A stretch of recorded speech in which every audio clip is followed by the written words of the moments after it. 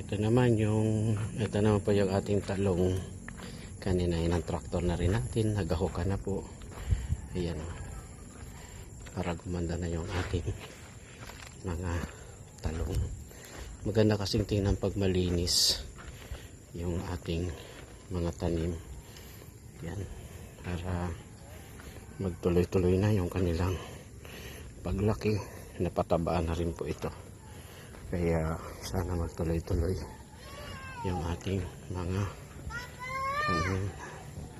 talong. Yung mga pipino, andyan daming pong bunga ng ating mga pipino. Yan po yung ginahukan na po natin. Yan.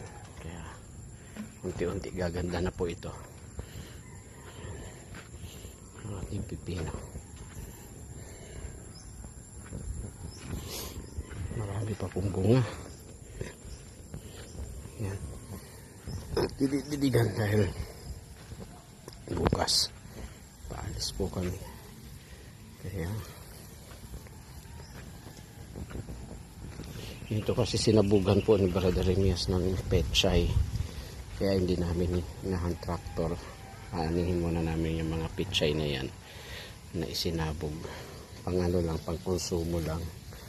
Ayan, may mga mangilan-ngilan naman po na nabuhay. Yan, maganda na yung ating mga tanim. Ito, nakang-traktor na rin natin dito para kung anong pwede natin maitanim dito sa area po na yan.